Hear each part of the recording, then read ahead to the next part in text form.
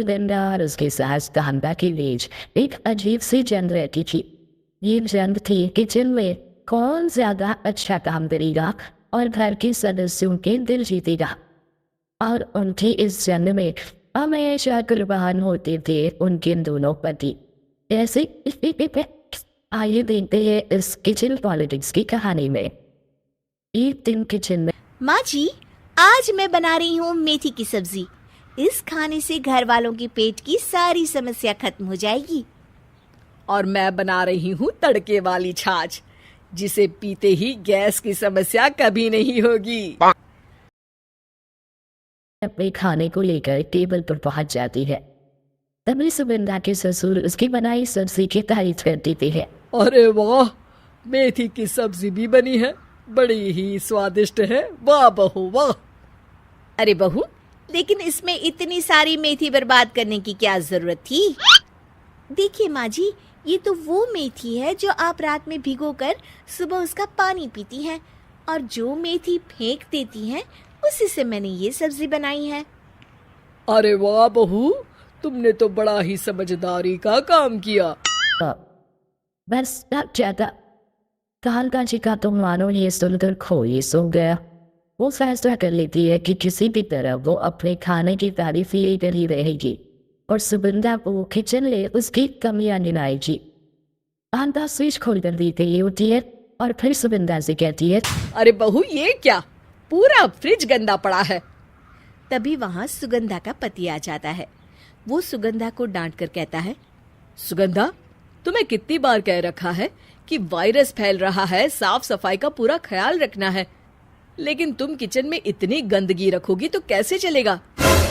देखती है जहाँ वो मुस्कुरा रही होती है। सुगंधा समझ जाती है कि सास ने उससे बदला लेने के लिए ये सब किया है। दोनों रात के खाने की तैयारी में लग जाती है। दोनों ना एक दूसरे की तरफ देखती है और ना ही एक दूसरे से बातें करती है। रात को खाने के टेबल पर एक एक कर दोनों कई तरह के अलग अलग व्यंजन टेबल पर लगा देती है और अपने अपने पति के पास जाकर बैठ जाती है। बड़े खाइए जी खाइए, मैंने बड़ी मेहनत से बनाया न। प्लेट में वो खाना डालती है। सुगंधा भी दोनों के प्लेट में खाना डाल के हुए कहती है, भाई ये मेहनत लगी है इस खाने को बनाने में। हाँ, दोनों को ना चाहते हुए भी सारा खाना खाना पड़ता है।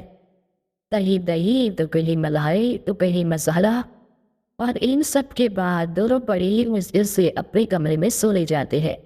लेकिन अगली सुबह सुगंधा का पति चिल्ला रहा होता है, हाय रे, हाय मेरा तो पेट खराब हो गया। हाय माँ, बहुत दर्द हो रहा है। कांता के कमरे से भी कुछ ऐसी ही आवाज आने लगती है। हे भगवान, इस सास बहू की लड़ाई हमारी जान लेकर रहेगी। जाओ कोई डॉक्टर को बुला कर लाओ। दोनों को देखकर कांता और सुगंधा से कहती है, देखिए, आप दोनों इन्हें खाने में हल्का ही दीजिएगा। हो सके तो रात का खाना जल्दी खाया करे और वॉक किया करे। इतना कहकर डॉक्टर वहां से चले जाते हैं। जिसके बाद एक बार फिर से दोनों बहुएं किचन में जाती है और खाना बनाने में लग जाती है। रात में खाने के टेबल पर दोनों एक बार फिर से खाना लगाने लगती है। पापा जी, मैंने ये पतली मूंग की दाल की खिचड़ी के साथ ये पापड़ और पुदीने की चटनी भी बनाई है। अरे बहू, अभी अभी बेचारे पेट की बीमारी से गुजरे हैं। इतना भारी खाना तो डॉक्टर ने भी मना किया है ना। देखिए, मैंने आप दोनों के लिए सूप बनाया है। उन लोगों की प्लेट में खाना डालने लगती है। तभी दोनों एक साथ बोल पड़ते हैं, बस करो, हमें माफ करो। हमें नहीं खाना इस घर में, ना खिचड़ी और ना ही सूप। हम इंसान हैं, एक वक्त में एक ही खाना खा सकते हैं। बस करो, हमें माफ करो।